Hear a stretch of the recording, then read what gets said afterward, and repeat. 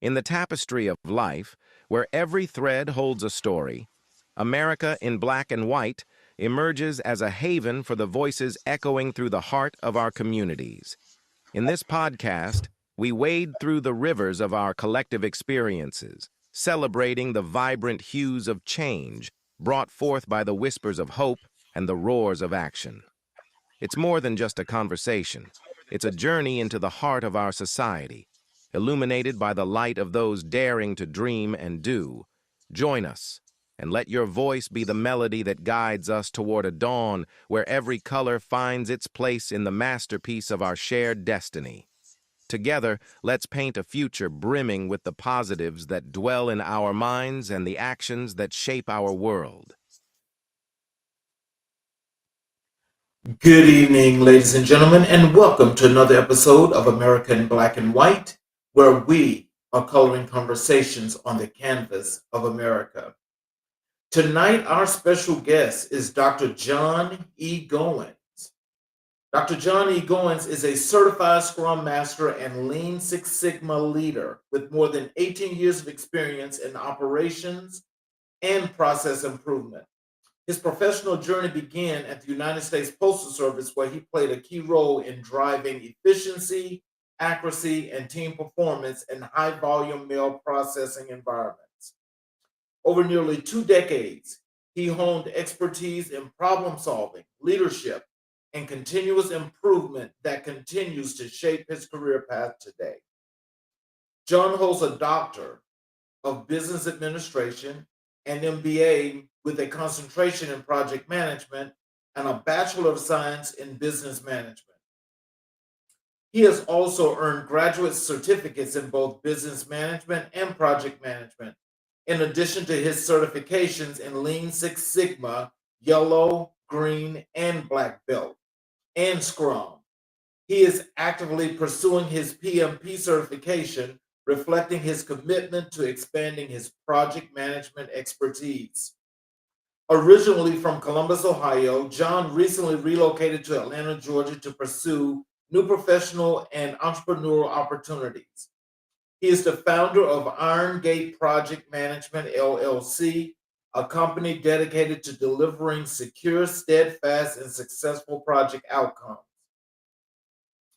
Alongside his business pursuits, John has stepped into the world of publishing as a debut author, releasing Sands of Time, a romantic fantasy novel that explores themes of love, fate, and resilience across lifetimes. Looking ahead, John's plan John's plans center on building his consulting business, publishing additional works, and continuing his transition into executive level project management roles within the technology and supply chain industries. With a strong belief in lifelong learning and leadership through service, he is passionate about inspiring others to embrace change, pursue their goals, and transform challenges into opportunities. Ladies and gentlemen, Dr. John E. Goins. Hello, sir. Hello, sir. How are you doing this evening? I am doing just excellent. How are you? I'm doing great. I do apologize. I am a ball of nerves. It's the first time I've done this, but at the same time, I'm also excited because of the many opportunities that can come from this. Yes, sir. Is there anything you'd like to add to your bio before we get into the show? You know what? No, you spelled everything out perfectly. Um, Everything that I've worked on, everything that I've accomplished up to this point is what's gotten me here. And prayerfully, it'll take me on to my next ventures in the future.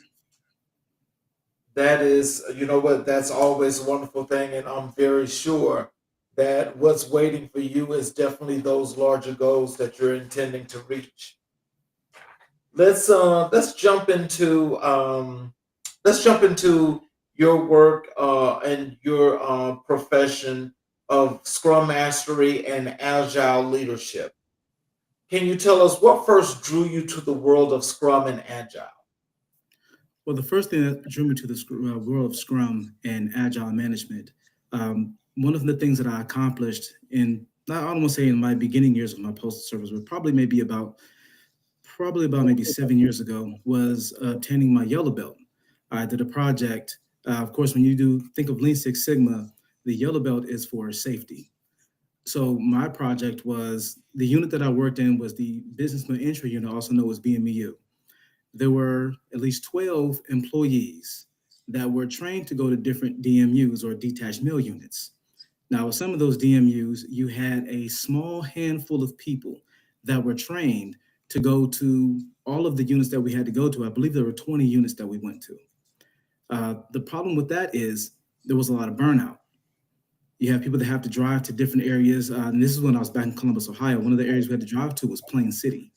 And where Plain City is really not a far drive, when you go out there and you do the different inspections, the um, the the different things that we have to do with the mail as far as the weights, make sure the barcodes are correct and everything. Traveling back and forth and doing that is very tiring. So the thing that I came up with a plan to where everyone in the unit, including myself, was trained to go to these different units. So over the course of 2.5, almost 3 months, I had different people pair up with the ones that were trained to go to all of the DMUs. Within 3 months, everyone was trained. So I cut back on safety issues as far as like drive times, as far as people being tired and fatigued behind the wheel. And I was also able to send out different people to go to these units as well as keeping the unit within the building staffed as well. So look, I know when they say like your yellow belt, you say it was for safety, right? Mhm. So and I know just in general when we say safety, safety is just being safe. But can you tell us what is the actual purpose behind that yellow belt and the safety? Well, the purpose behind the yellow belt is to show, like, let's just say if I were to apply to another position with another company, the yellow belt will show that company, like, okay, he takes safety into high esteem.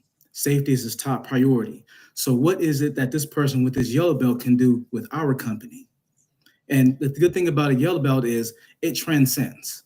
So, where I may have gotten my yellow belt with the post office, I can use it anywhere. So once you put that, you have anything Lean Six Sigma on your resume, they'll see it and they'll say, okay, this person understands agile, they understand lean concepts. Let's talk to this person, possibly get him in for an interview. And in some cases, if you're a consulting firm, you can do freelance work or contract work and they'll see that, okay, you have this lean credential. Let's talk to this person and see what they can do to help us move in a more lean and a more agile direction. Okay.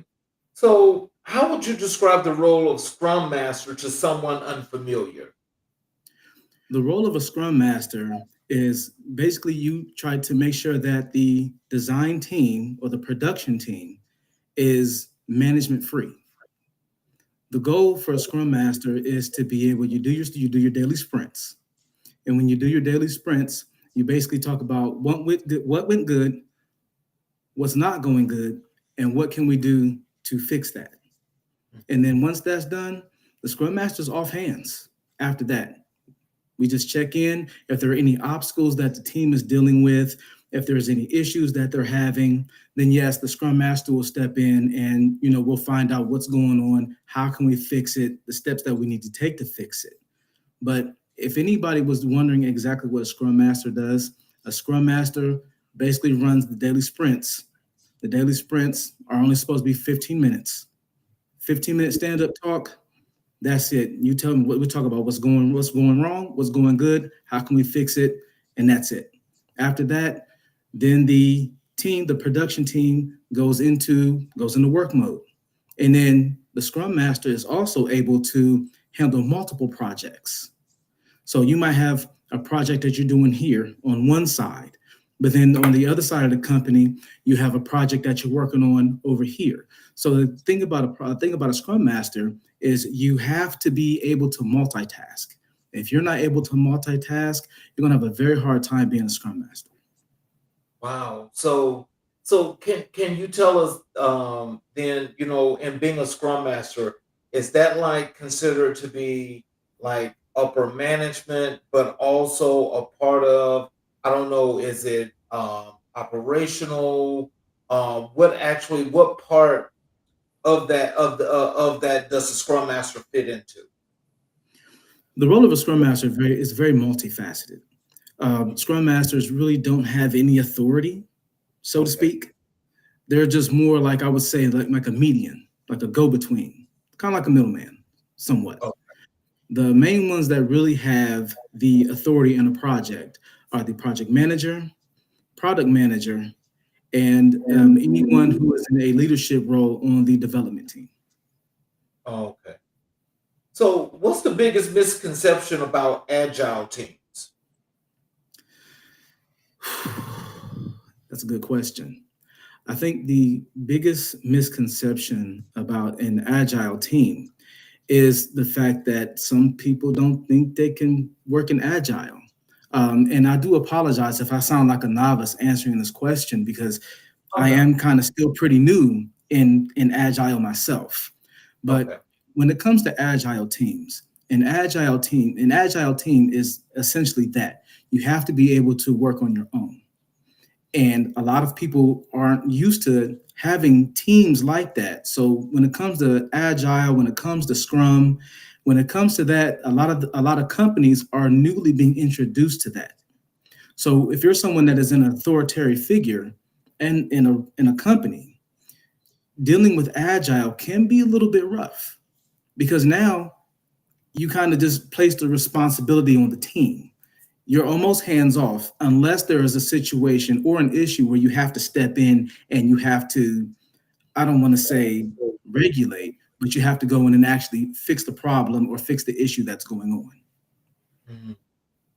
Wow. Well, I'll tell you this. No, I think you're actually informing us and giving us an opportunity to learn some things that are pretty new. Because I've heard and understood a lot about that Six Sigma process. Mhm. Always wanted to actually, get the qualifications, but I just never did. And pretty much, I'll tell you the truth, I never really knew how to actually get into that. So this is real interesting, and I appreciate you for taking us through this process. Well, I can tell you what you can do. I know you just mentioned that you were trying to figure out how to get your green belt or yellow belt, black belt, or even get into Scrum. Scrum Alliance is a good place to go to if you want to learn how to get your Scrum, your CSM, your Certified Scrum Master. Udemy. Udemy is actually where I went through to get my green belt and my black belt. They actually have courses that you can take online, and sometimes you can catch those courses on sale. And you can get into those courses. They're self-paced. You do take an exam at the end, and once you pass that exam, you get your certification, Wow. and it is Okay. globally recognized. Okay. How do you foster collaboration across diverse squads? When it comes to diversity, you have to understand perspective. Mhm. And when it comes to perspective, that means anybody who is involved, you have to understand their point of view. So there can be projects that you can work on, there can be teams that you can work on, and you have to be able to understand that something can be being done in the project that may offend someone, whether it be religious, sexual orientation, gender, race, whatever. You have to be able to understand where that person is coming from. Give them the opportunity to give their input. The one thing that I have learned while working with the postal service, dealing with people in general, is you have to understand someone's point of view. And when it comes to projects, when it comes to companies, you're dealing with people from different backgrounds. People with different backgrounds, there are also things that you have to understand about their background. So you might want that person on your team because of their level of expertise. But if there is something that conflicts with whatever it is their religion, their gender, their race, their sexual orientation, you have to take that into account. So when it comes to perspective, That is a very, very, very important thing that you have to take into account when it comes to working on projects and building a project team.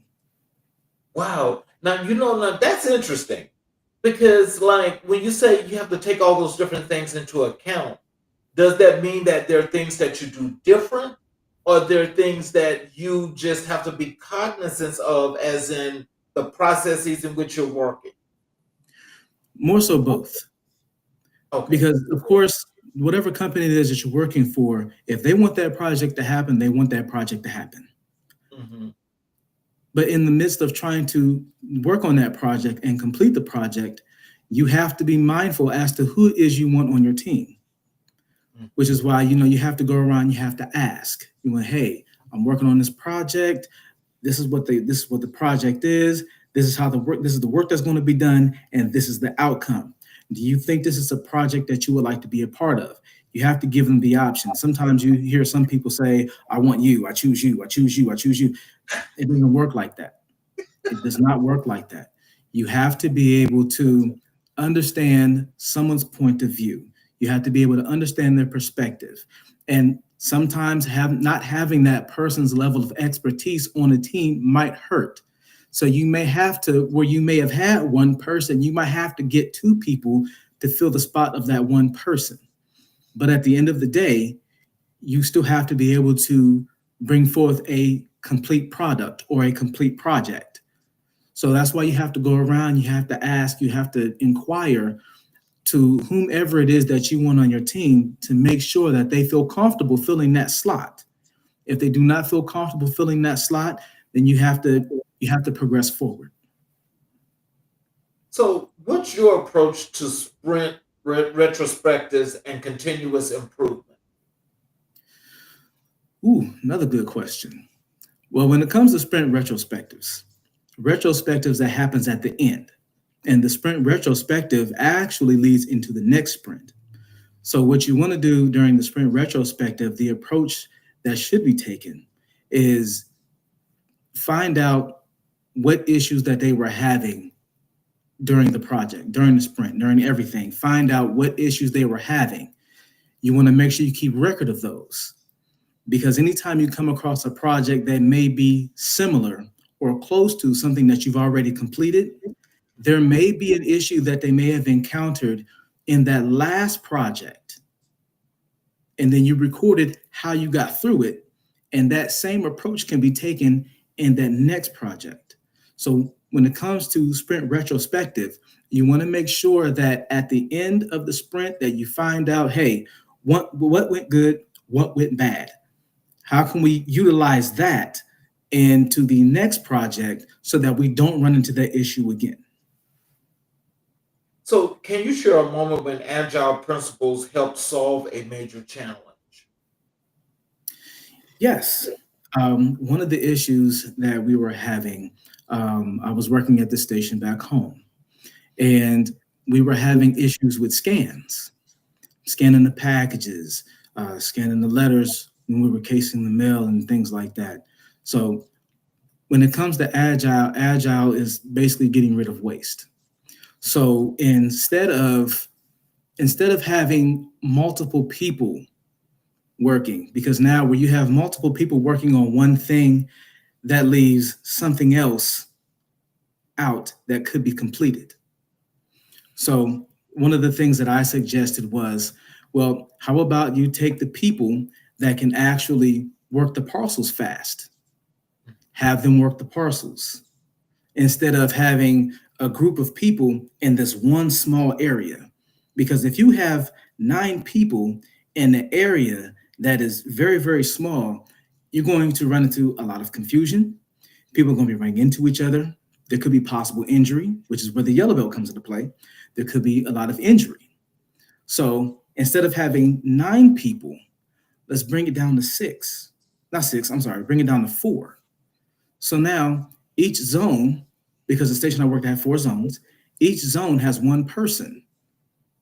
And if one person gets done with what they're doing earlier before the other person does, then that person can go over and help them, which now that cuts down on how much time is being taken for certain mail to get processed. And then when it came to the letters, You have 4 people that are working the letters in large envelopes. So now when it comes to agile, now it's becoming a more safe environment and less cluttered, because instead of having a group of people, a large group of people in one area, you can disperse that group.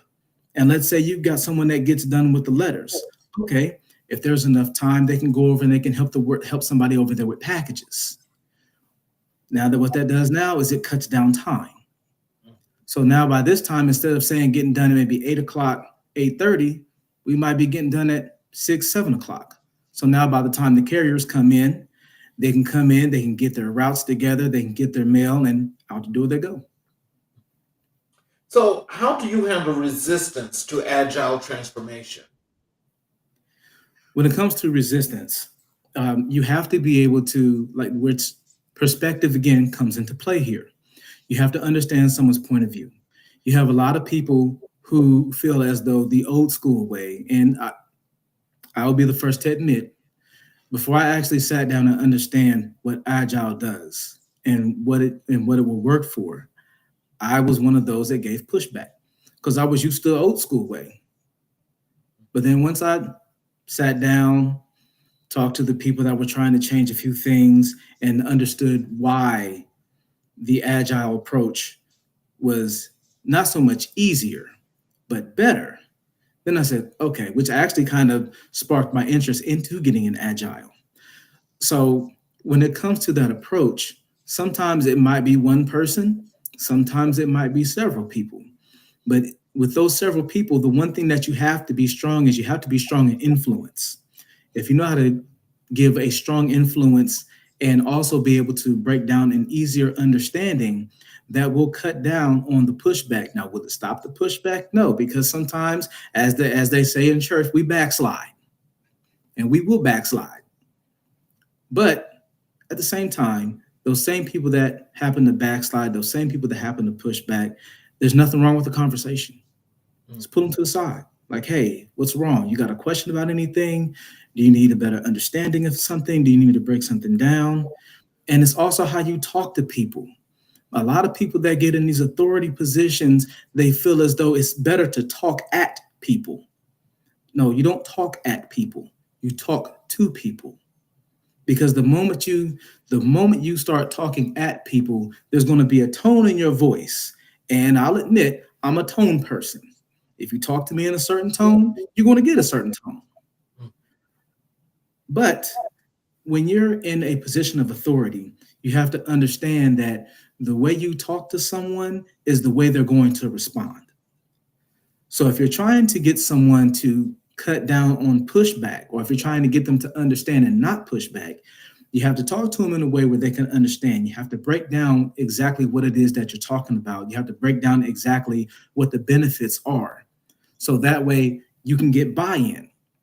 Once you get buy-in and you have a strong influence, you can get people to switch to agile with no problem. But you have to be able to understand their perspective. You have to be able to talk to them, and you have to be able to break it down and help them understand exactly what it is that you're trying to do. So with this, because all of that, I mean, it sounds like people to me. And so when I say it sounds like people to me, with you dealing with these people in all these different areas, can you tell me what, as a Scrum Master and the yellow belt that you have for this particular segment that we're talking about here in Sigma, can you tell us how has that transcended into your relationships with those that you work with, or and team gathering? How has that? How does that fit into that? Well, that brings me to a story. So when I was pursuing my yellow belt, the people that I worked with, now the unit that I worked in, and I was actually an acting supervisor at the time. It was a unit that was quote unquote called a retirement unit. We had a lot of people that were in their last years of working at the post office. It's an easy job. It is a real easy job. And at the time, I think I was 37, 36, 37, and I'm working with people that are either almost 50 or over 50.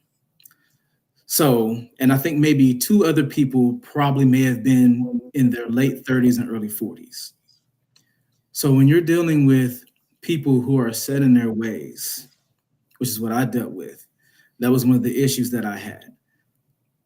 The main ones that worked at these different DMUs or the detached mail units, they were the ones doing the most complaining, which of course they were the older group. And that's when I said, you know what? Let me try to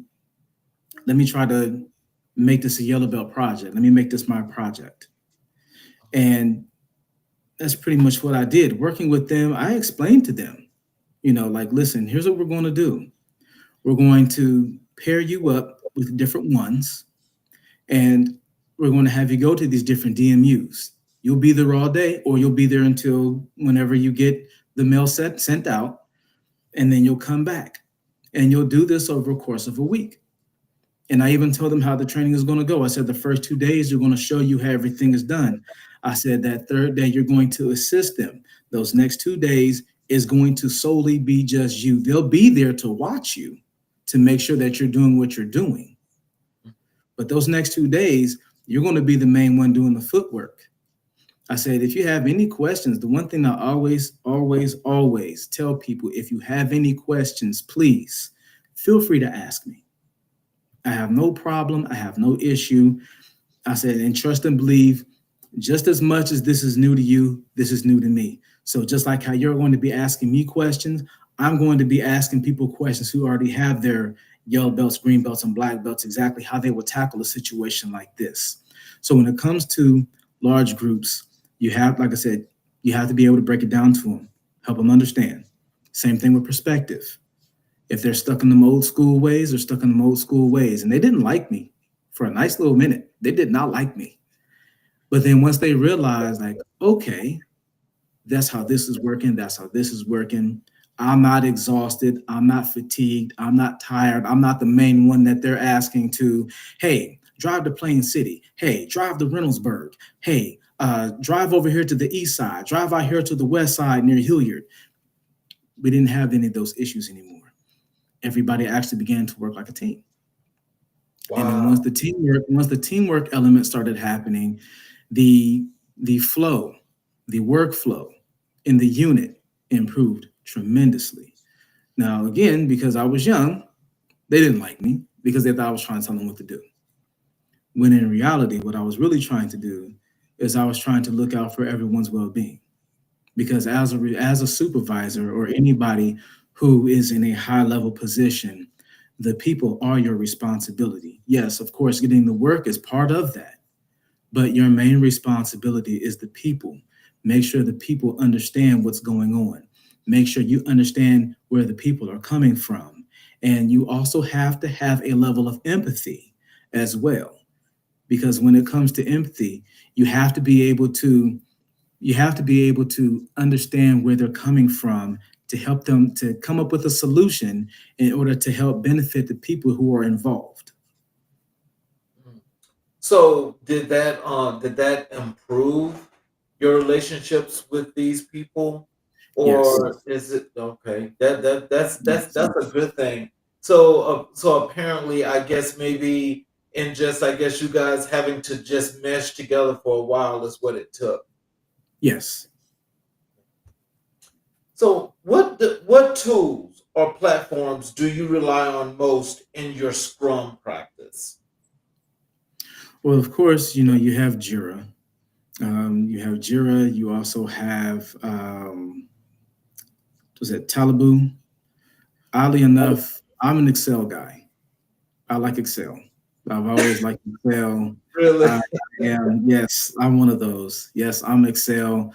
Even Google Sheets. I like Google Sheets.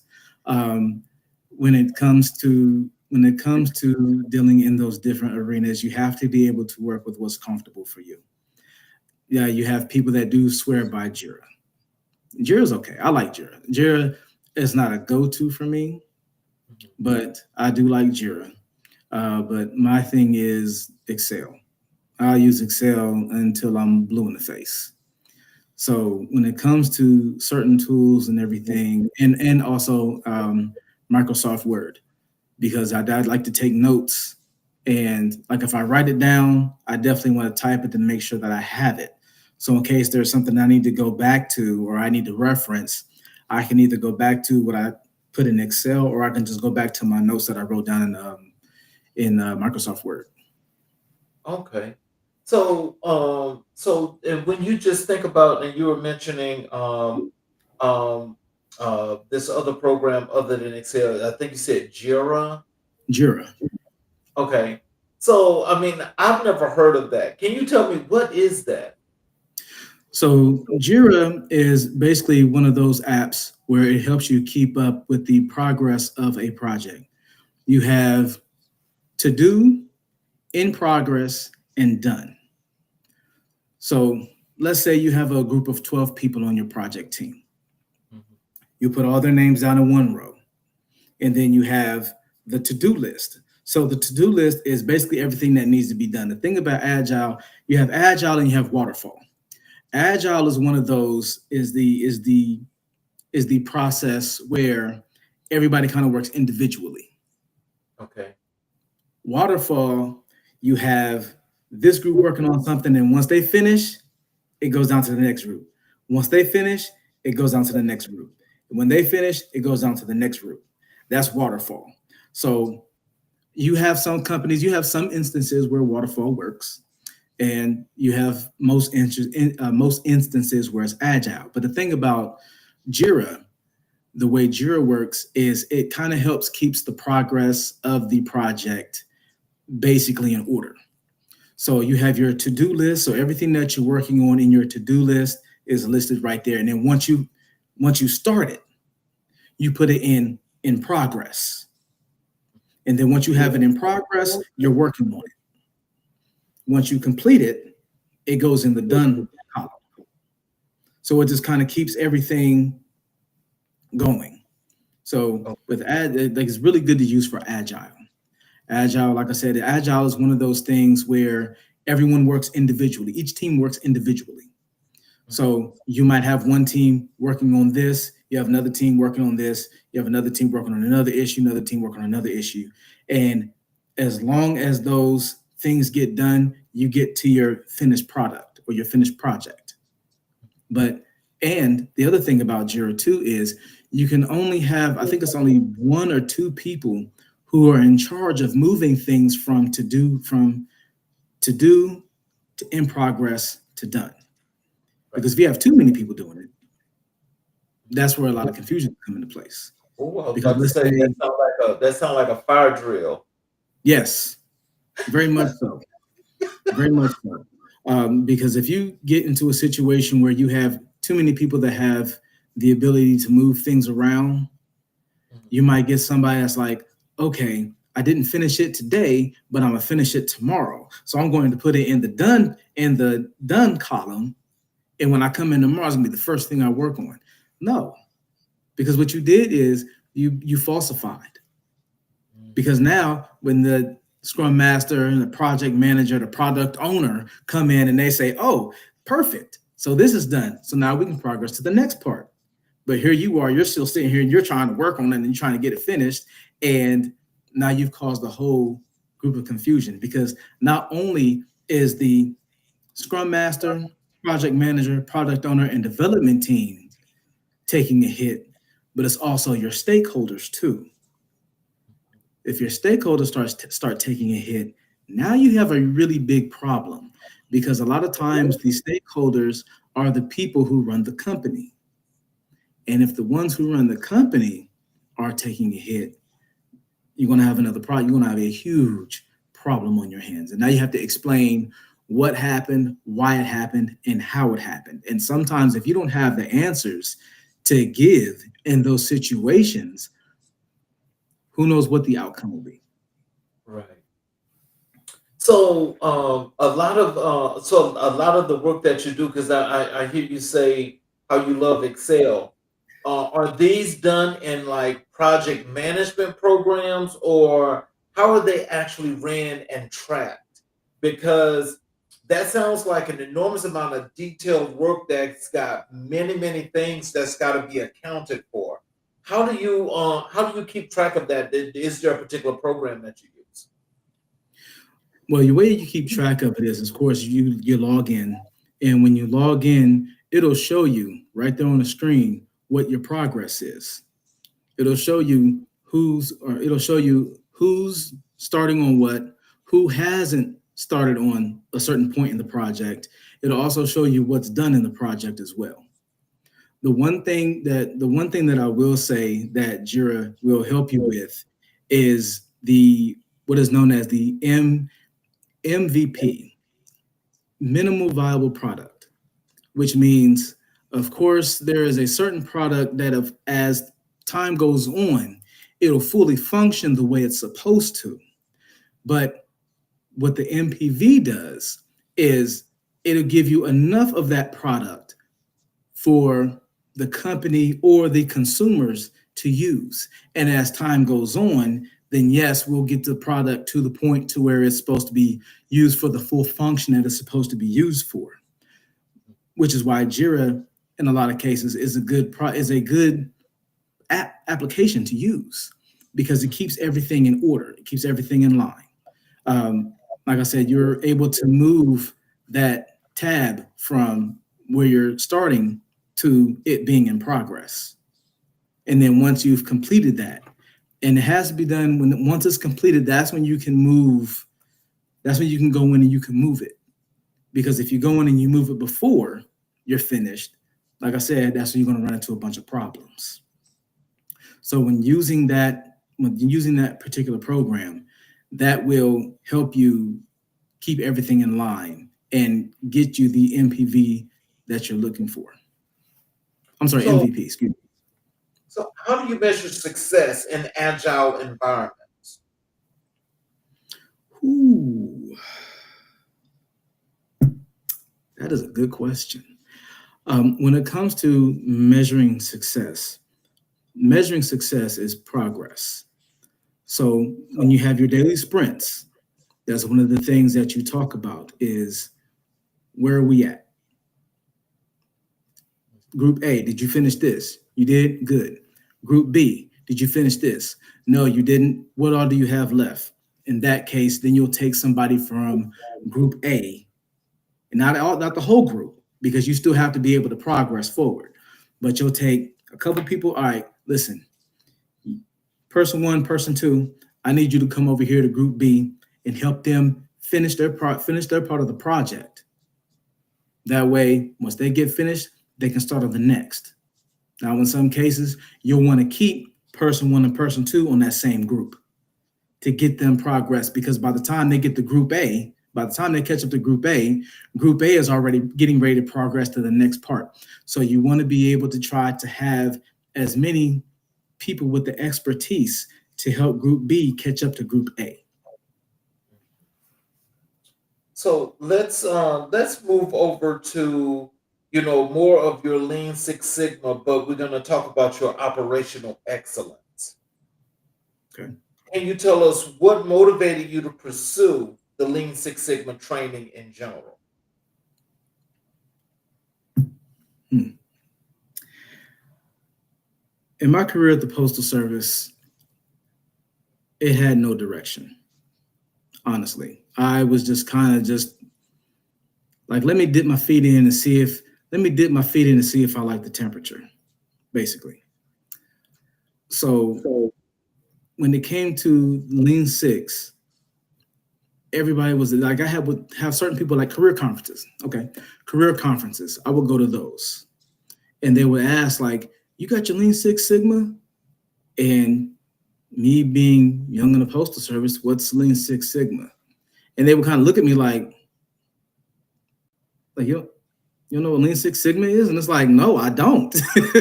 And so eventually, once I got into that, once they talked to me about what it was, the benefits of having your Lean Six Sigma would be, and I said, okay, let me look into this. So I'm a research person.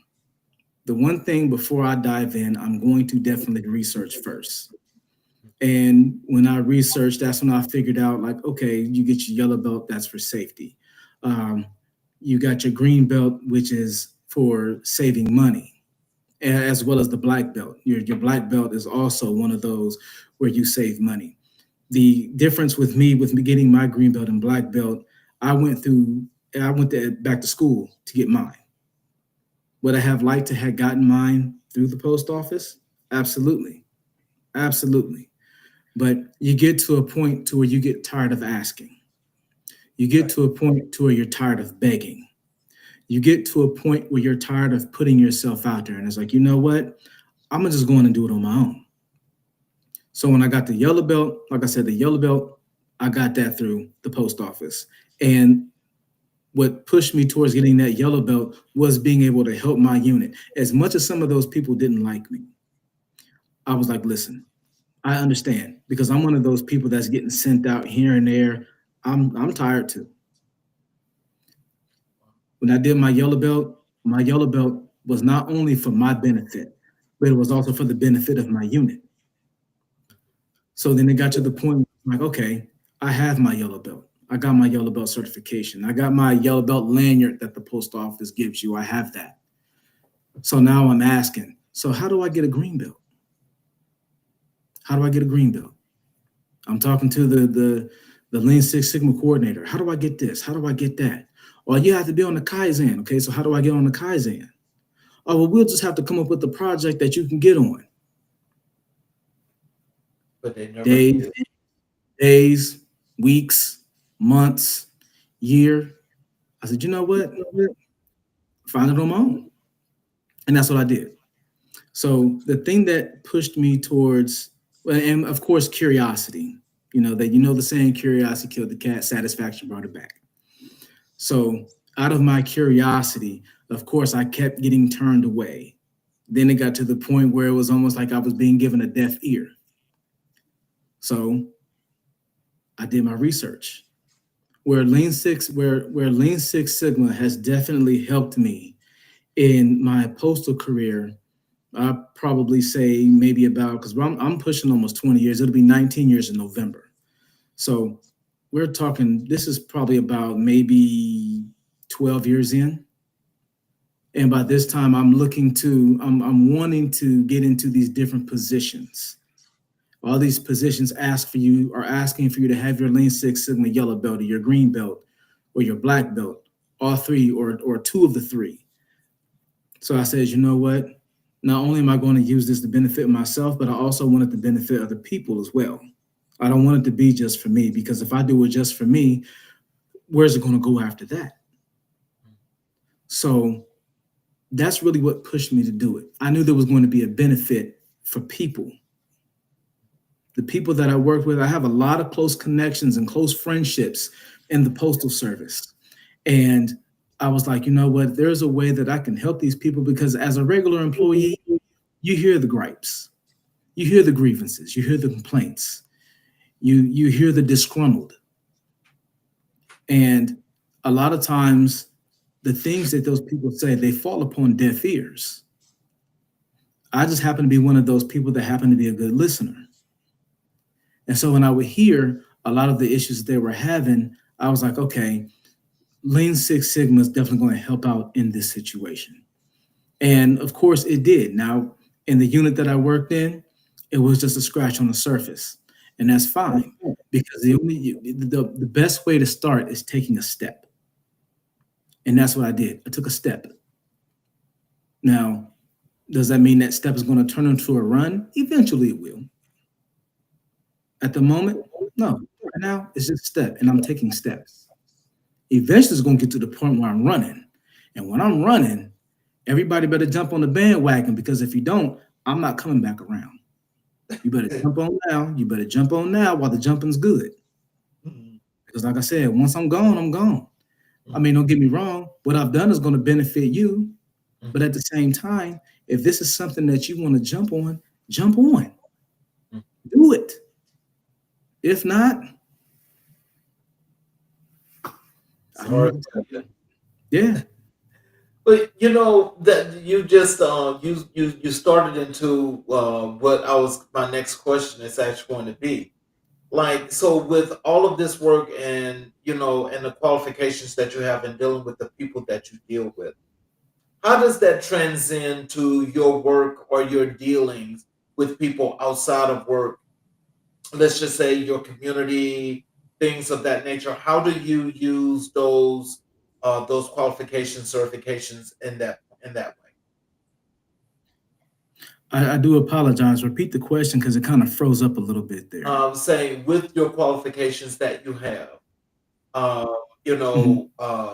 how do you take that and use that outside of your place of work when it comes to dealing with the public, or dealing with your friends or people that you work with outside of your actual job? How do you take those qualifications and use them? Well, the good thing about that is when you're working in the post office, you're kind of dealing in a controlled environment. You know who you're working with. You see the same people every day. So you already know what their issues are. You already know what their gripes are because you work with the same people every day. When it comes to the public is different because the public is wishy washy. One day it might be this issue, next day it's another issue. They'll go to the same issue, but then they'll try to tie it into the issue that they told you about the day before. And the one thing that I have learned, and in some cases still learning, is patience. You got to have patience because a lot of the people in this world are impatient and everybody feels as though they come first. You have to be able to, you have to be, again, this is where you have perception. Perception is key. You have to be able to understand some people's point of view. Now, don't get me wrong, some people's points of view are very skewed, very skewed. And you also deal with a lot of people who feel as though they have the privilege to be pushed to the front of the line. You just have to tell them, wait your turn. And the way you do it, that's like when I worked on the window. I used to be a window clerk. And I had a situation where it was a customer, he was upset. Um, 9 o'clock in the morning, I open the store up. I'm getting everything set up. Customers start coming in. This gentleman and his wife come in. 9 o'clock in the morning, the man is already intoxicated. Comes to the front of the counter. I have a customer. He comes to the front of the counter. I haven't gotten my check. What's wrong with our mail service? The letter carrier didn't have it. And he's just saying all these things. And so the way I use a lot of the techniques and stuff that I had, and this is even before I had my Lean Six Sigma and education and everything. Sometimes you have to have emotional intelligence. You have to have emotional intelligence because regardless of what your certifications are, regardless of what your education is, when you're in a controlled environment like your job, you know how to handle that. There's a hierarchy that handles that. If you have an issue with somebody, you go to your supervisor, your manager, or you go to HR. The public doesn't have that. The public doesn't have Right. HR. The public doesn't have supervision. The public doesn't have management. But what you need to have is emotional intelligence. And when you use your emotional intelligence, a lot of times you can either A, diffuse the situation, or B, the person's more upset because they didn't take you to a plateau that they wanted to deal with you on. It's like they always say, don't let people bring you down to their level because they'll beat you with experience. Emotional intelligence is key, regardless of what your certifications are. Emotional intelligence is key when it comes to dealing with the public. Because, like I said, when it comes to the issues that they have, the public is wishy washy. But it doesn't mean don't take into account as to how they feel. Because you might be able to take, you know what, I had the same situation at work. Okay, let me use it with this situation with this and see how it works. Plug it in. 9 times out of 10, The same situation you had at work is going to work with somebody that's on the outside. But where it was an easy fix in the controlled environment of work, you have to have emotional intelligence when it comes to dealing with the people on the outside, because a lot of their gripes, a lot of their grievances, a lot of their issues come from emotion. And if you can keep your emotions in check, if you can keep a calm, monotone voice and talk to them and not at them, you can fix the problem with no issue. Wow. With you sounding like such a people person, I just kind of find that, it seems like, with you wanting to and having the empathy that and sympathy that you talked about earlier, it would seem to be a little bit difficult that you wouldn't be a success in the work that you do. What are some of the things that you find to be, some of your most difficult moments that make things a little stressful and out of sorts for you when you know that there shouldn't be? Um, well, let's see. The good Lord, when He created us, He put these two things on the side of our head called ears. Yes, he did. Um, some people just choose not to listen. Mhm. They choose not to, and that has always been. And I mean, and don't get me wrong, I'm not going to sit here and say I'm perfect, because every once in a while there are times when I let certain things go in this one and out this one. I have my moments, but that's pretty much one of the biggest issues that I've had. Um, when it comes to people having titles, some people, when they get certain titles, they act as if whatever suggestions or whatever solutions that you might have for a certain problem that they're having is not going to work because they didn't come up with it. So when you try to explain it to them, they're not going to listen. And that is honestly one of the biggest issues that I've had in the Postal Service, because there have been times I have given many a solution to many a problem. In fact, here's one for you. I was the I was the acting retail specialist for the district back home. We were having a marketing meeting down in Cincinnati, and the gentleman that I was talking to that was holding the meeting was asking questions about how can we fix the issues that we're having on the front window when it comes to filling mystery shops. I offered the suggestion. I said, well, majority of the supervisors that we have at our stations have all been former carriers. We do not have any supervisors, or if we do, is very few that used to be clerks. Clerks are the ones that work the window. Clerks are also the ones that handle the packaging and the distribution of mail to the carriers. I said, you need to have a clerk supervisor in place that used to be a clerk. I also said that if this is a position that you possibly want to put into play, I would like to be the first person to put my application in to become a supervisor. Now, mind you, I said put my application in. I didn't say put me in the position. And he kind of looks around and he goes, nope, I don't like that idea. I said, okay, continue filling mystery shops then.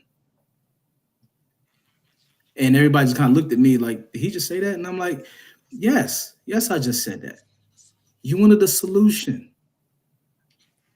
You asked for a solution. You asked for a way that we can fix this. You had so many stations that were filling mystery shops.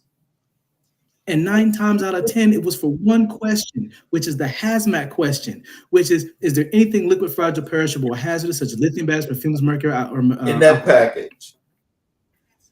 And that's it. That's it. You get 5 points. The most points that you would lose on a mystery shop is not asking the hazmat question. You get 5 points for uniform. You get 5 points if you don't suggest additional services and stuff like that. It's the hazmat question. And I was just explaining that to him. It's like none of these supervisors are going to know that because majority of them have been carriers. So they're going to cater to the carrier craft. Get someone who's been a clerk, and not just any clerk. Get someone who's an experienced clerk. Get someone who's seasoned, who knows the rules and regulations, who knows about the uniform, who knows about all the processes that are handled on the front window. Get you somebody that can do that. And all it takes is an application. If we have to fill out an application, and you know what, and I don't know if there's any postal people watching this, I might get in trouble, and that's okay. But it's always an application that has to get put in. You have seasoned people who want to get into these positions, that want to help out. Let them help. Let them fill it out. Let them do it. Because the problem is the more issues that we have, the more we fail. And trust and believe. When have you ever heard anything good happen in the post office? Because there's been a number of good things that have happened in the post office. You don't ever hear about the good. You hear about the bad. So in order to fix that narrative, in order to change that narrative, you have to put people who are the experts and expertise who can fill that role and change the narrative. Well, we got. So when it comes to listening, that's the main issue that I've dealt with the Postal Service. Well, we got a comment here in the chat, and it's from Deanna Walker. She says, "Dedication and hard work. Keep going, Dr. Goins." I put it on the screen. Thank you. So, Thank you. I mean, I'm sure that, people that do service, especially, from that retail perspective, they know just how hard, I guess, it is when it comes to dealing with the public, because that can be a real beast. I'll tell you that. Yes. It's a real beast. So tell us, how has Lean Six Sigma shaped your approach to problem solving? When it comes to problem solving, Lean Six Sigma, like I said, Lean Six Sigma is a process to develop waste. Lean Six Sigma was developed in 1996 for a person who worked at Motorola.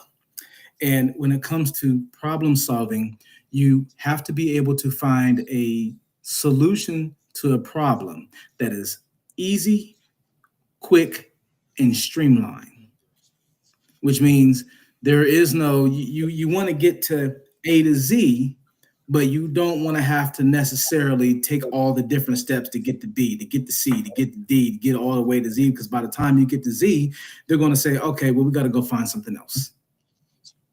So when it comes to that, it has helped me a lot when it comes to a lot of my decision making at work, and even a lot of my decision making when I'm not at work and when I'm on my own. Because a lot of times I'll sit there and I'll say, you know what, would it be a good idea to do this, or should I do it a different way? 9 times out of 10, doing it a different way is better, because if I do it the way I'm gonna do it, I'm always gonna fail. If I do it the way I do it, I'm always gonna fail. Why? Because I'm always gonna take the extra steps to do something instead of the necessary steps. It's not about the extra steps you do. Just take the necessary steps. And you take the necessary steps, and that's what agile is. When you take the necessary steps to get something done, it'll get done with no problem. Well, let's move over to your leadership and project coordination and delivery. So we're going to talk a little bit more about your project management and strategic execution. What's your philosophy on effective project management? My philosophy on effective project management is you have to understanding the processes. You have to understand the processes as to what it is that you're trying to do to get the project that you need to get completed. You have to be able to gather all the information that you need. Why do you need this project? What is the project for? How is the project going to benefit the company? How is it going to benefit the people? Cool. You get that information. Then after that, the information that you need to gather is, when does this need to be done? How do you want it done? Those two questions alone right there pretty much set the precedence for how the project is going to be completed. And it's kind of one of those things, like once you understand the processes of how to be an effective project manager, again, perspective, who's this going to affect? You always have to take into account the stakeholders. Stakeholders are people who are affected directly or indirectly by the project. You have to take into account and when, like I said, perspective. Who's this going to affect the most? Is this going to affect the employees? Is it going to affect the public? Is it going to affect the C-suite people? Is it going to affect your managers and supervisors? Once you get all your information in line, you ask the necessary questions, that's what makes you an effective project manager. And efficiency is always key. You want to make things as streamlined and as easy as possible. The easier, the sooner a project can get completed, the more information you get, the easier the project can be completed. We got two comments here in the chat, and they're both by your brother. The first one here is on the screen. He says, "Keep up the good work, big bro."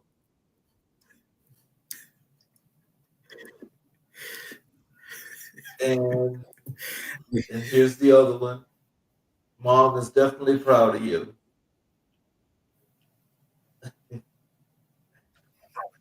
Why would you do that on live? Oh man. Oh man. That is wonderful.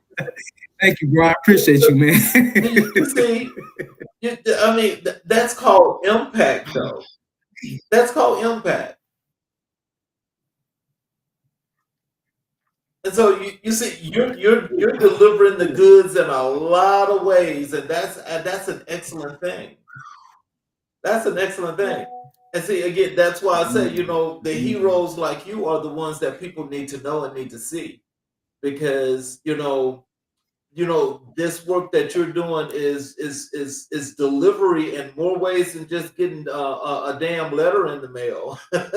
Because Right. it's a whole process. And so, and I think that, what I appreciate more is you taking the time to not only explain this process, but in all this qualification that you have to go through in order to make this come to light.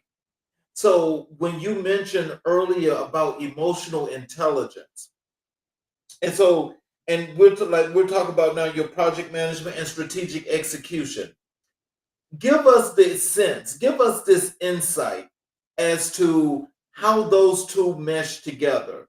That is the emotional intelligence and the strategic execution that you have to do with project management. When it comes to emotional intelligence, not only do you have to control your emotions, but you also have to sort of control, not only say control, you have to influence the emotions of the people on your team. So when it comes to strategically completing a project, let's say you're in a project, you're working with somebody, they may have something going on outside of work. Not so much something going on at work, but something going on outside. They may have family issues, they may have health issues or anything like that. And this person happens to be a very, very prolific individual on your project team. The one thing that you want to do is pull them to the side, talk to them. Hey, what's going on? Are you okay? You don't have to give me any particulars. If you tell me, like, listen, I have a lot going on. I'm in a weird headspace. My life outside of here is having some issues. I'll be the first to tell you, take some time off. Take some time off. Because if you're having some conflicted issues about what's going on outside of here and what's going on outside of work or outside of this project is transcending into the work that you're doing, you're not going to be able to complete what part of the project you're doing, and it's going to make us fail. I might have two other people or another person that can multitask on what it is they're doing along with what you're doing. 9 times out of 10, what I would do is I would put two people on that one part, multitask. Hey, this person, I had to give them some time off. They got some personal issues going on. I need them to be in a clear headspace, not only for this project, but I need them to be in a clear headspace for themselves. Because just as much as whatever they have going on is affecting us here at work, it's affecting them outside of here. I need this person to take care of what they have going on outside of here first, and then they can come back and take care of it. But I'm going to have these two people take care of that. And what that displays is emotional intelligence. I don't want this person to break down on this job or break down on this project. I don't want them to be upset. I don't want them to be angry. I don't want them to all of a sudden just say, hey, I called off for 3 days. I called off for 3 days. So now you're trying to contact this person like, hey, what's going on? Where you at? Hey, are you okay? You good? And you're not hearing anything. And so now I would have to scramble to find somebody to fill in the gap. And sometimes filling in that gap is not an overnight process, because sometimes you may not have two people to fill that one spot. You may have to go outside and contract somebody. Hey, I need you to come in. I got a person that called out. They're not going to be here for the next few days. Can I contract you in to come and take care of this? Cool, fine, no problem. But it's not always that easy, which in turn would stress me out. But then as much as I would have to display emotional intelligence for that person, I have to display it for myself as well. Because where this person will say, oh my gosh, I got so much going on outside of here, I'm not gonna be able to complete this. I'm not going to. Now I gotta be like, okay, John, you stay calm. This project has a strict deadline. You know what to do. I have to keep calm in order to strategically complete this project. If I don't stay calm, no one else is going to stay calm. What's that called? The domino It's effect? the domino effect. So now you got the domino effect, because one of my favorite lines from one of my favorite movies, Remember the Titans, attitude reflects Oh my leadership. God, yes. If my emotions are not in check, if I'm losing my mind, if I'm yelling, hooping, and hollering, or if I'm upset, or if I got all these other things going on, and I have all these emotions coming out onto people, how do you think it's going to affect everybody else? Everybody else is going to have an issue. Everybody else is going to be upset. Everybody else is going to be mad. So as long as I keep my emotions in check, as well as the other person, they're okay. Like, listen, I gave you a few days off. Take your time. Now it's on me. Because if they see me losing my mind, everybody else on the team is going to start losing their mind. I can't have that. So when it comes to emotional intelligence and strategic project planning or project completion, I have to ensure that not only am I influencing this person to keep their emotions in check, but I have to keep my emotions in check in order to complete this project, because everybody else on the team is going to be watching me too. So not only am I responsible for this person's emotions and my emotions, but I'm also responsible for the team's emotions too. So as long as I use my emotional intelligence, whether it be influence or whether it be displayed, that is what's going to keep the project flowing, is going to keep the project moving, and strategically, it'll get the project completed. Well, we got two other things here in the chat. There is a thumbs up from Matthew. And we have this from Miss Ashley Marshall. Good work. Proud of you. Thank you. Thank you. And so can you tell us, how do you balance scope, time, and resources under pressure? Ooh, I like these questions. So when it comes to balancing scope, time, and resources, they all pretty much go hand in hand. When it comes to your scope, the one thing that you do not want to do is go outside of the scope. They call that scope creep. So a lot of times your stakeholders will try to come in and say, hey, I know I wanted this done, but I want to add this. If it's not in the scope, no, can't happen. Now, can it happen like now once we finish part of the project, can it happen on the next part? Yes. Yeah, we have to come up with a whole new scope, everything. Yeah, it can happen then, but right now we cannot, which also goes into the time. Because if they try to throw in something and it is not in the scope, that's going to throw the time All the off. way. Because let's say you have a project that's supposed to be 6 months and they want to add something else in real quick after the scope and everything has already been, once that scope is signed, once everything is signed and completed, that's it. Whatever they're asking for, that's what has to be gone. That's what we have to go by. After that, that's it. But once you try to throw in something else into that scope, it's going to mess up that time frame. So what would have been a 6-month project now is going to turn into an 8-month project because now you're throwing in all these extras that you want to add into the project, which in turn throws off your resources because your resources can be anything. It can be people, it could be materials, it could be money, it could be anything. So now, let's say this person throws something in that scope, and now they threw something extra in, and now a 6-month project has now turned into an 8-month project. That project got a budget. Money is a resource. Now we've thrown off the budget. So now you've thrown off the budget, which is going to upset your stakeholders. Now you got your stakeholders upset. And they're going to be like, well, how come you're asking for more money? We gave you a substantial amount of money to handle this within 6 months, but we have this other part. And then they're going to say, well, that wasn't part of the scope. There ain't nothing worse. There's nothing worse than a stakeholder telling you that that's not part of the scope, and you knew it wasn't. Now, you know what's interesting about that? Because I know, especially when it comes to government contracting, they always put the scope of work in there. So when they do that, and I know that's also in accordance to the FAR.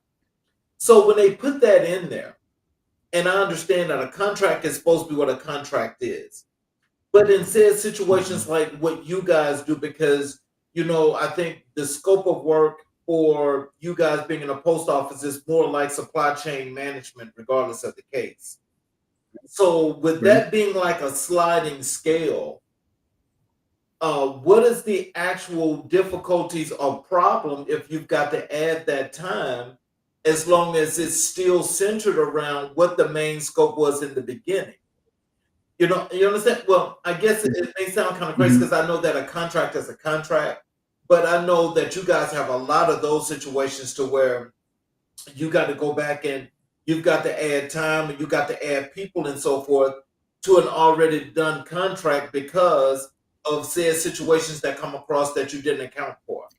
What is the problem with that? And why is it that they would have a problem with that? Well, when it comes to the federal government, I'll be the first to tell you the federal government is cheap. Hmm.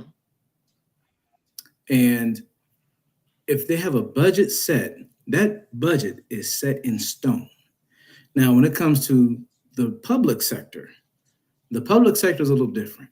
The public sector, they'll say, okay, if this is what's going to be in some cases, not in all cases, because in a lot of cases, if that contract is signed, it is set in stone, and there is nothing else you can do about that. When it comes to the federal government, that contract is not just set in stone, it is set in steel. Hmm. There's no changing. If you try to add something else, or if you try to add something else, or if you try to slide something in and it's going to add extra money to that budget, you will not get another contract.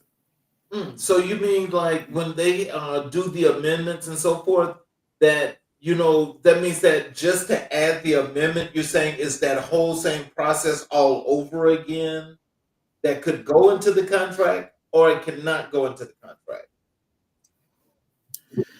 It's a bit of a two-edged sword, depending on the cost. Mhm. That's the main thing. Depending on the Mhm. cost. If the cost is not substantial and is being amended, then yes. But if the cost is too high than what they're willing to pay or what's already within the Mhm. budget, no, no. Uh, if you like, the thing about the scope is when you're dealing with, and you also have to remember too, when it comes to the scope, that is a signed document. That is now a signed legal document. So when it comes to the scope, you cannot go without of those bounds. The moment you do, you have a lawsuit on your Mm. hands. And the thing about a lawsuit, especially coming from the federal Mhm. government, whatever opportunities, whatever chances, whatever partnerships you had, gone, gone. You want to make sure that as a project manager, and again, I am still a novice at this, but a lot of what I am talking about is from education. If you go outside that signed document, especially if it's a federal entity, you will lose a lot of credibility. Mm. And that is the main thing. Once you lose credibility, that's it. That's it. You're really going to have to literally build back up from the ground up in order to be able to gain the trust of not only the private sector, which is most of your federal and government, but also the public sector as well. So let's transition over to Black History. We when we chatted, and I told you we do Black History 365, and I asked you who was the Mhm. most influential person or persons in your life and career. You mentioned Dr. Joshua Collins. Can you tell Mhm. us why is Black History central to your personal and professional journey? There have been a lot of ways paved, not only for me, but for everybody who is a person of color or someone who is Black. When it comes to Black history, of course, there is history that we were taught in school, and there's also history that we can read about that we have not been taught in school. There have been a lot of lives lost. There have been a lot of sacrifices made. For me to even have the name doctor, there was a point in time where there was a point in time in our history where having the name doctor was non-existent. But because of the people who came before me, who sacrificed their lives, sacrificed their time, sacrificed their families, they made it possible for me to have the name doctor in front of my name. So when it comes to me owning a business, when it comes to me working on my PMP, when it comes to me, and a lot of people don't know this, and I'm going to put this out there. I'm working on a double masters right now. Yes, there are so many things, and there are so many things, and there are so many arenas that when it comes to Black history, that made it possible for all of us to do the things that we do. I can honestly say that I am forever indebted. Mm. I am forever indebted. And you mentioned Dr. Yeah. uh, Joshua Collin. Yes.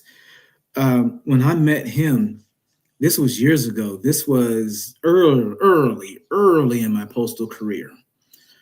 I see this gentleman. I'm working at the City Gate Post Office back home in Columbus, Ohio, and I see this gentleman walking in a suit, tailored suit.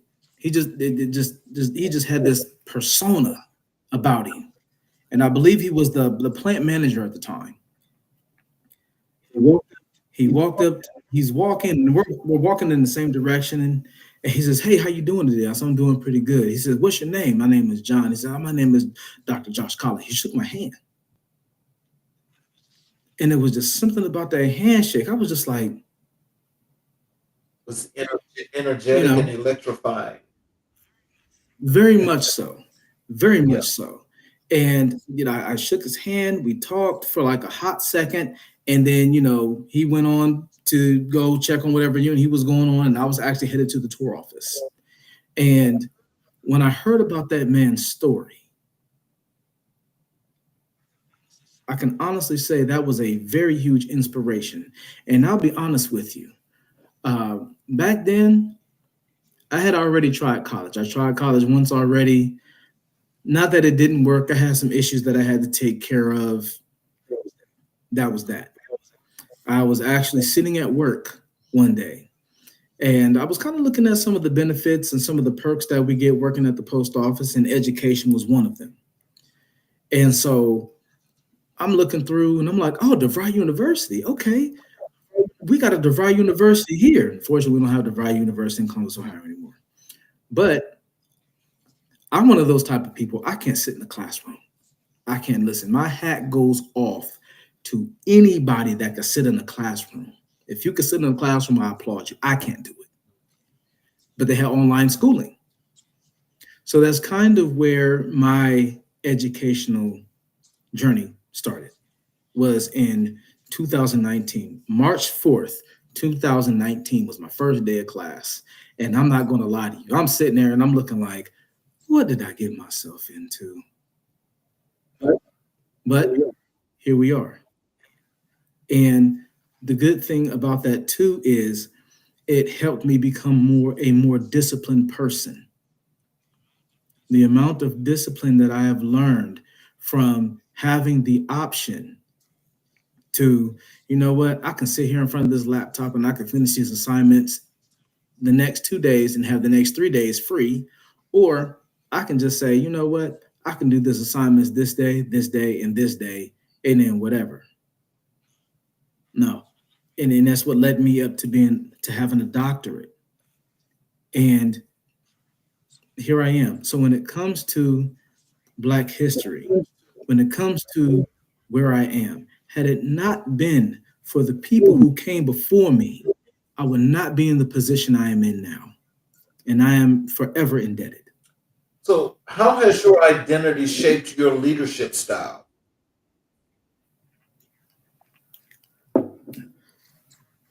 So when it comes to my identity, the one thing, again, perception, emotional intelligence, and understanding people's point of view.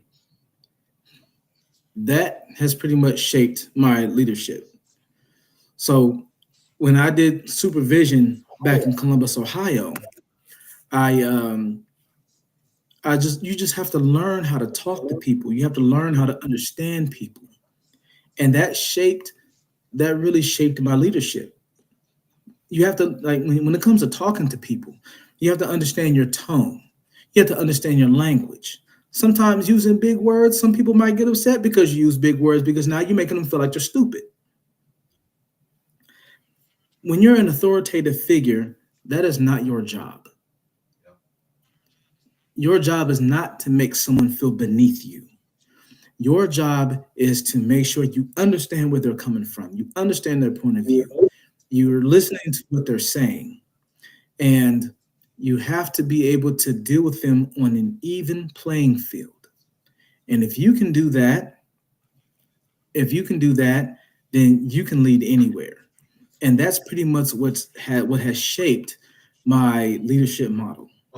Brandy just gave you a shout out. There it is on the screen.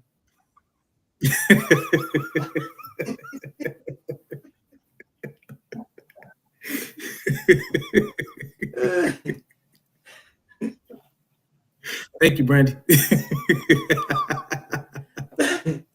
See, you see, that's always see. You got good family support. I do.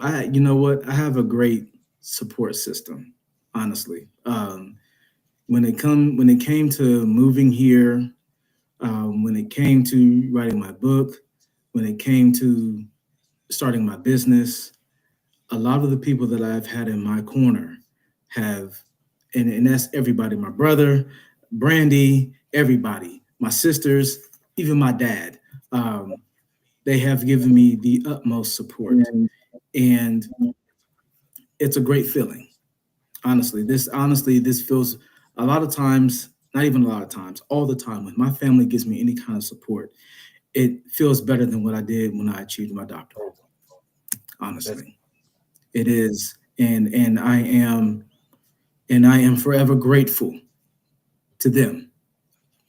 The moment I told them, I said, the moment I'm up, I'm bringing y'all up with me too. So y'all better get ready. so. Can you tell us this? What does representation in tech and government mean to you?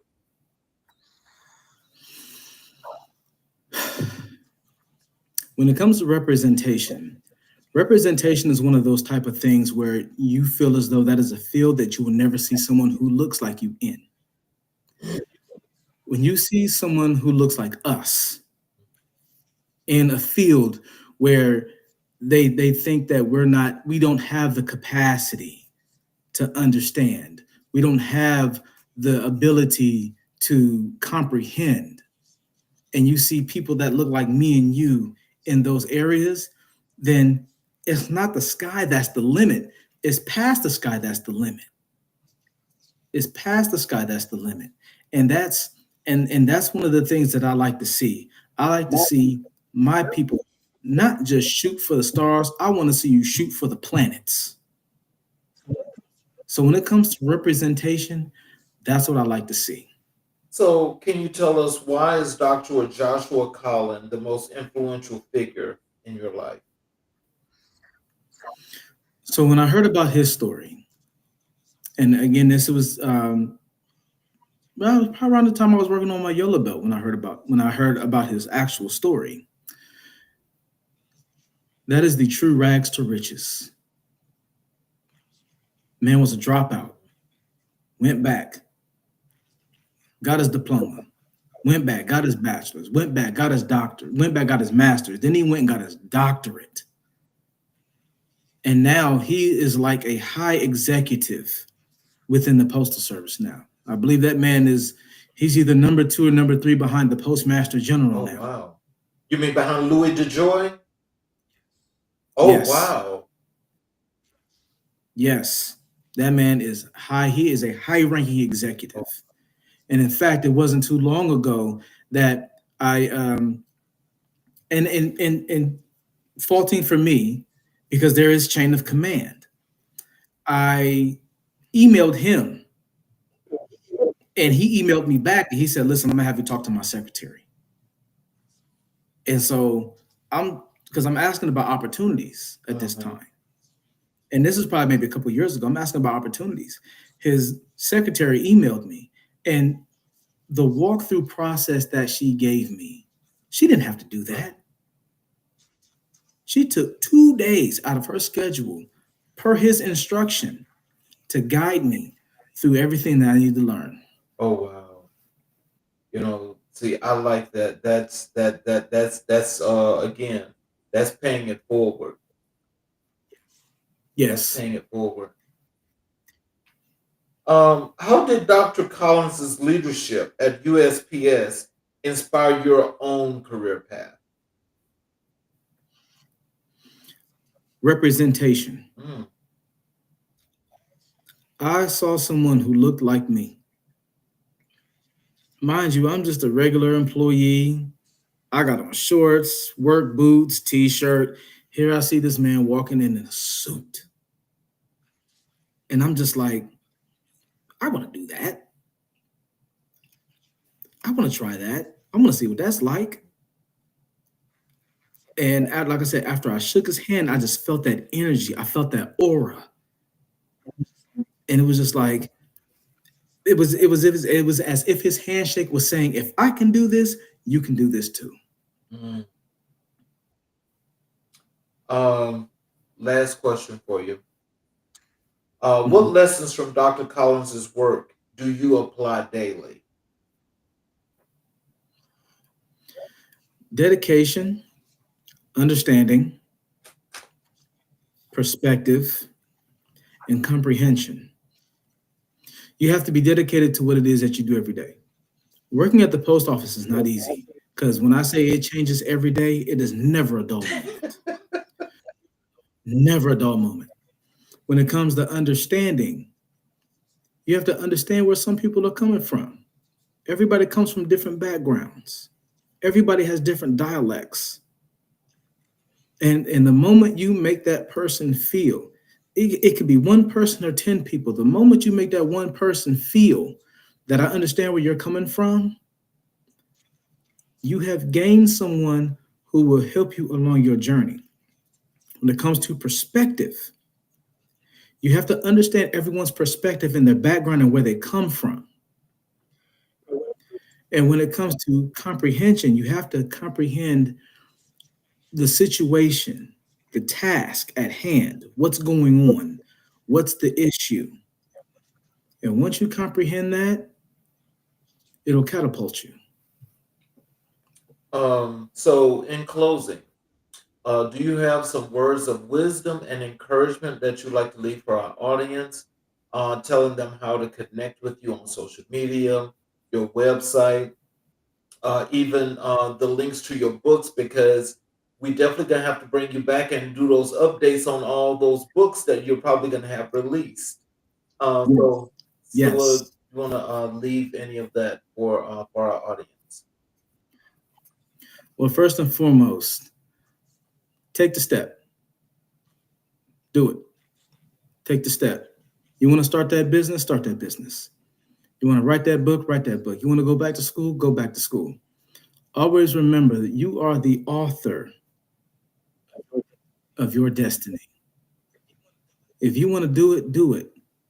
If anybody's going to be upset, let them be mad. Who cares? Some people peak in high school, some people peak in your careers, but that doesn't mean that you've peaked in your life. And if you want to keep going up that mountaintop until you reach that peak, keep climbing. Keep climbing. Now, my book, Sands of Time, it is on Amazon Kindle. I'm also working on two other books. One book is called Affair in the First Degree, and the other one is called Without You. I'm working on both of those right now, but Amazon Kindle is where you'll find Sands of Time, and in the near future, you'll find both Without You and Affair in the First Degree on that platform as well. Well, I want to thank you, Dr. Goins, for spending this time with us. It has been definitely enlightening, and we definitely have to have you back. And thank you. Thank you for this opportunity. Thank you for allowing me to be on your platform. And thank you for allowing me to reach the people that I've been able to reach today. This has been a great Yes, honor. sir. And y'all make sure though that y'all will be able to catch Dr. Goins in the monthly magazine at the end of the month. So he will definitely be highlighted, and you will have all of those links to go and purchase these books as well. Again, I want to thank you for being here because it was truly enlightening. And I gotta say that, from the time we first connected on LinkedIn up to this point, I want you to know that it was definitely worth it because, as you progress, we all progress. And so that's a very positive thing. For those of you that have been listening to Dr. Goins tonight, you should have gotten a lot of things from the messages in which he put out, because the main point of not just team building, but the point of actually organizing, getting the plan together, and executing. All of those in the stages of this long process that not only does he go through with work, but what he did to get his certifications in doing the Lean Six Sigma. Each of those belts are a tier that went up and went up and went up. That means that was discipline, that was dedication, that was motivation, and that was inspiration. That is what you should have taken from this message tonight, because this is what we hope that we can do for each and every individual that's out in the community, to where you see somebody that looks like you that was able to accomplish and achieve and to keep working to achieve even more, is to keep pushing. That's our message to you tonight. Keep pushing. Do not stop. Your dream is your dream. And if you want to accomplish that, you can accomplish that.